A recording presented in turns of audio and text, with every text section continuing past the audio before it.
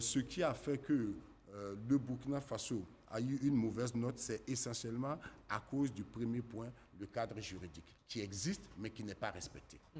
C'est pour cela qu'on La faute à qui? Hein? La faute à qui si elle n'est pas respectée ce cadre La juridique faute à ce niveau, pratiquement à 5 personnes. On y va. Pratiquement à 5 personnes. D'abord, je les cite comme ça, de Allez-y, façon allez-y. aléatoire. Il y a d'abord les terroristes. Les terroristes. Parce que souvent, quand on parle des médias, on pense qu'il n'y a que les médias à Ouagadougou. Mais aujourd'hui, vous verrez que les médias, surtout les radios qui sont à l'intérieur du pays, certains ont fermé. Des journalistes sont devenus des PDI parce qu'ils ne peuvent plus exercer leur métier. Des radios ont été obligées de changer le contenu parce que les terroristes les appellent pour dire non, on ne veut plus tel thème. Par exemple, la question sur l'éducation des filles, la santé reproductive, etc., les bienfaits de l'école, les terroristes n'en veulent pas.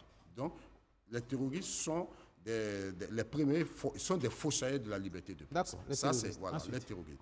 Ensuite, nous avons les plus hautes autorités même du pays. Les plus C'est-à-dire hautes autorités. Oui. Le chef les de plus l'État?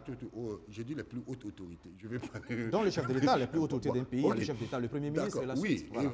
parce qu'avec un discours stigmatisant, on a vu comment les journalistes ont été attaqués, les correspondants étrangers, des médias étrangers ont été accusés d'être des valets locaux de l'impérialisme. Absolument, absolument. Certains même ont vu leur compte bancaire gelé pour pouvoir les affamer.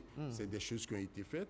Donc, et ce discours stigmatisant des plus hautes autorités va faire que certains qui pensent être les soutiens inconditionnels ou plus patriotes que les autres vont se baser sur ce discours stigmatisant-là pour avoir une position extrémiste vis-à-vis des journalistes à travers des propos de haine, de menaces de mort, etc., etc. Parce que ces gens se nourrissent du discours stigmatisant. Et la deuxième responsabilité des plus hautes autorités, c'est un peu ce que l'on disait tout de suite. Si vous prenez la présidence du Faso, aujourd'hui, un journaliste ne peut plus rentrer à la présidence du Faso, comme même le conseil des ministres et consorts. Donc, on se contente d'envoyer des communiqués. Donc, qu'est-ce qui va se passer? Pas seulement que de communiquer, Voilà. que nous sommes avec le Premier ministère, nous avons même des images filmées, Exactement. des Tout est interviews, fait, et etc. parfois, Voilà. parfois les images sont de très mauvaise qualité. D'accord. On est obligé de les utiliser comme ça pour donner Mais l'information. Allez-y. l'objectif de ça, c'est quoi? Ça veut dire que les plus hautes autorités du Burkina aujourd'hui, en agissant ainsi, c'est un message très clair qu'ils envoient aux médias. Nous ne voulons plus que vous traitiez l'information à partir de votre propre ligne éditoriale, à partir de votre propre angle d'attaque. Vous devez répéter ce que nous disons. Donc, du D'accord. coup, Ensuite, ça pose la question. terroristes, haute autorité. Et puis la population. La population, vous l'avez dit. Voilà, il y a un mot que je n'ai pas voulu dire, mais les Waïniens, là, même Oui. s'ils ne sont pas tous. Hein, Non, sont pas de tous. souci. J'ai rencontré des Waïniens qui sont C'est pas un mot extrémistes. consacré maintenant. Voilà, c'est un mot générique. Je crois Pour que nos téléspectateurs, Voilà, ceux qui ne connaissent pas peut-être Voilà. le Burkina Faso, quand on dit Ouaïan, ce sont les soutiens de la transition, c'est les ça. soutiens inconditionnés, et ils savent pourquoi ils soutiennent Et la puis, transition, ils ont des arguments aussi. l'autre Allez-y. élément, c'est les promoteurs même des médias. Parce qu'on a vu...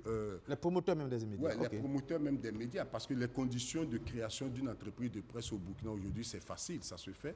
Et on s'est rendu compte que beaucoup viennent dans ce métier-là sans vraiment un business plan, sans avoir réfléchi à quoi, qu'est-ce que ça demande comme effort. On a comme l'impression que certains viennent en aventure, surtout dans le secteur des médias en ligne.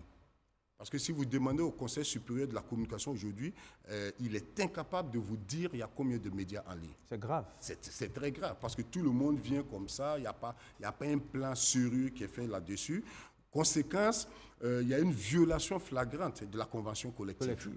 Qui fait que le journaliste, voilà, il n'arrive pas à travailler comme il veut, et ça pose un problème. Il faut dire la vérité, plusieurs journalistes travaillent dans des conditions de paupérisation. La faute au patron des médias qui refuse d'appliquer la convention collective, pour des médias, pour certains médias qui marchent bien. Voilà. Et mais aussi on a vu que même les médias qui marchent bien ne sont pas toujours épargnés par la crise économique. Absolument. Voilà, par la crise Donc vous avez économique. cité 4, 5e. Voilà. Cinquièmement, maintenant, il y a les journalistes eux-mêmes. Les journalistes eux-mêmes, d'accord. Les journalistes eux-mêmes, parce que là, ça a été un débat houleux entre nous, parce qu'on s'est dit, quand on analyse la production médiatique des journalistes, il faut qu'on ait le courage de se dire qu'il y a des productions aussi qui ne volent pas haut.